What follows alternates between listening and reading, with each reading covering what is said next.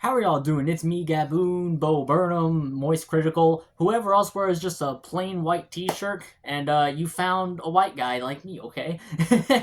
um, but no, today there was some news. Actually, I saw it yesterday, but I'm going to talk about it today. But some news about Smash Brothers. Now, I don't know how many. I feel like you probably do. I've talked about it in the past, I think, unless I don't know. I don't know. Maybe I've been delusional for years. I feel like I've talked about Smash Brothers a few times on this channel. Um, but yes, there was some news about Smash Brothers that apparently comes from Masahiro Sakurai himself, and it's about a mode that we had on one Smash game that apparently we shouldn't look forward to for the next game. So that's confirmation that a new Smash game under Sakurai is happening, which is what I want. I do not. I dread the day of Sakurai not being involved in Smash. So seeing that he'll at least be involved with the next Smash game makes me very happy. Although I'm a little sad about the news that we are going to be talking about today because of what it is.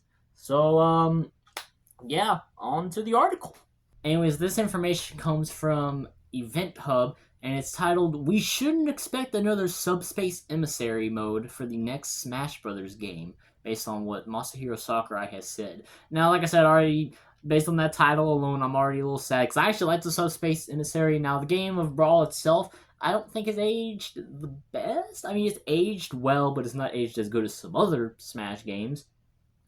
Mostly because of like the slower mechanics. I'm just like, oh, that's not as cool. But when I say that, I mean like it's a lot slower.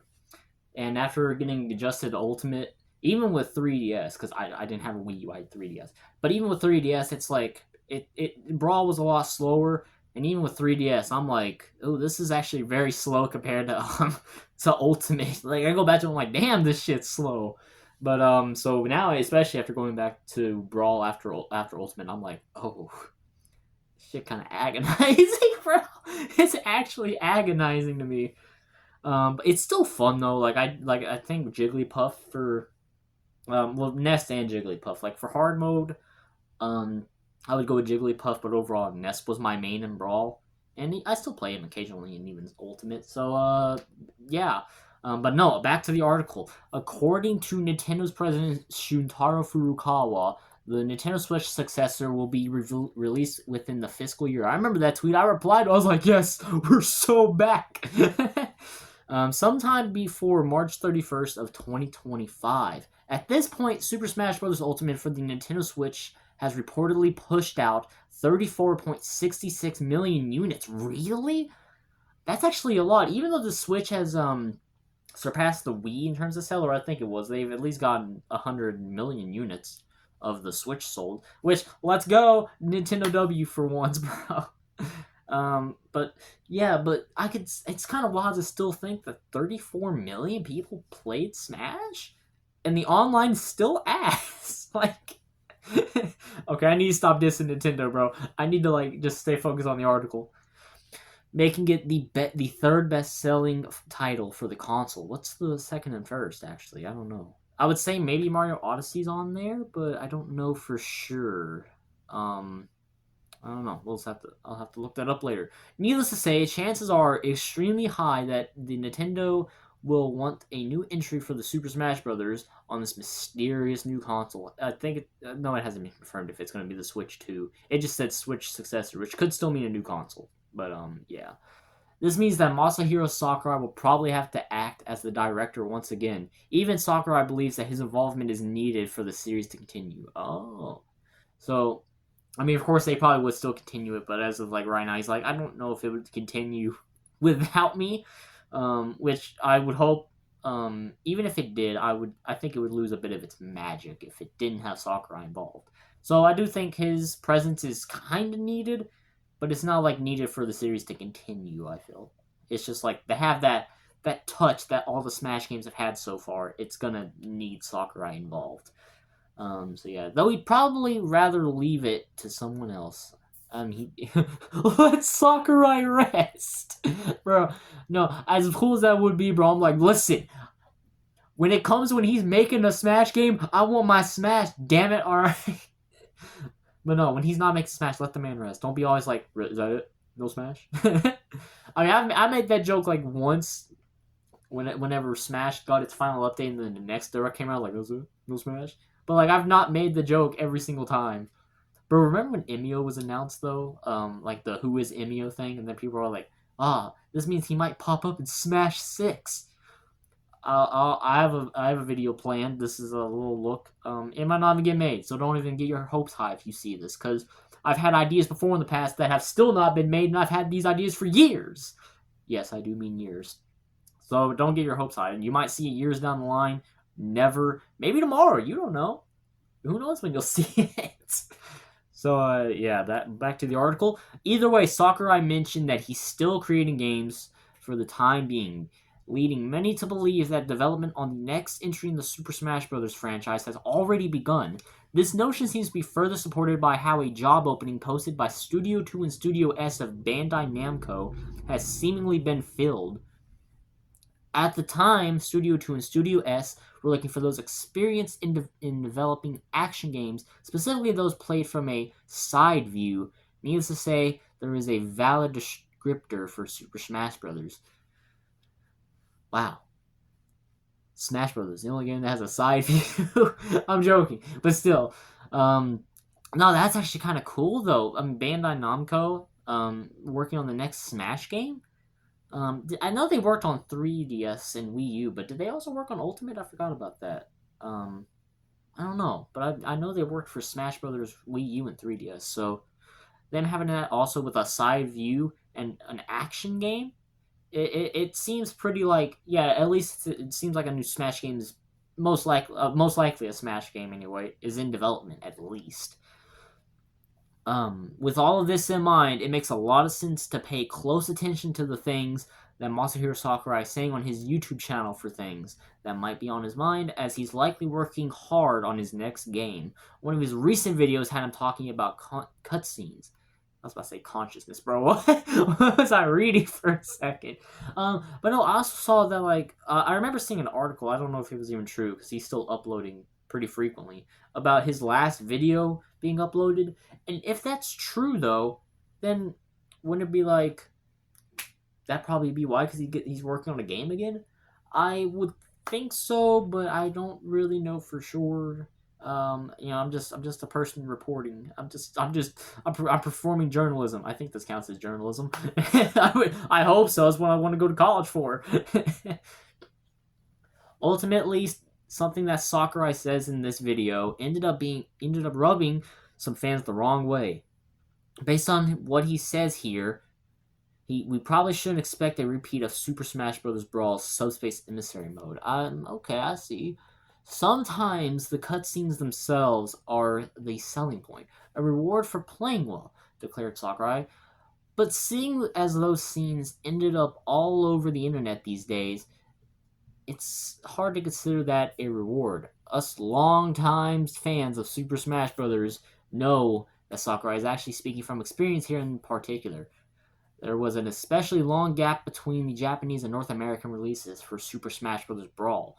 After the Japanese version of Brawl was released, YouTube videos unveiled all the cutscenes for the Subspace Emissary mode. Indeed, this is a fact that Sakurai was not too pleased with, considering all the work and resources that went into making those cutscenes happen in the first place.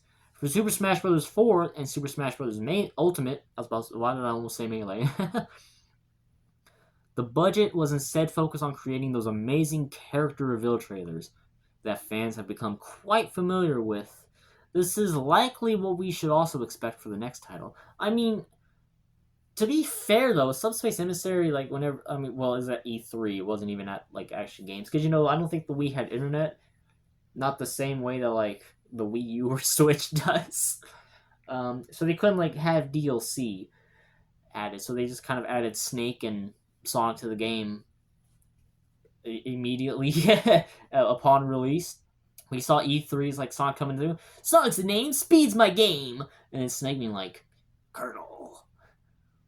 Coming on there, you're kidding, right? That's Mario. And then he gives you the kept you waiting, huh? And it's just like, oh, and then you get to play it as soon as it releases. But now it's kind of, since DLC is a thing, they just kind of added on with those. So I guess, yeah, but I wouldn't say that that's exactly why they didn't do it with Brawl. It's just, maybe that was just what he had in mind for Brawl. But for the next game, maybe he could, maybe he couldn't. I don't. Based on this article, I would say he probably doesn't have that in mind because why would he be saying don't get your hopes high if it doesn't happen? But then if it does happen, we could be like, no, I'm not gonna make that joke. Back to the article. Of course, it should be mentioned that Super Smash Bros. Ultimate's World of Light mode did have a few cutscenes of its own, like the opening cutscene, but these scenes did not have quite the frequency compared to those from Brawl's Subspace Emissary. For better or worse, it would seem that the Subspace Emissary is slated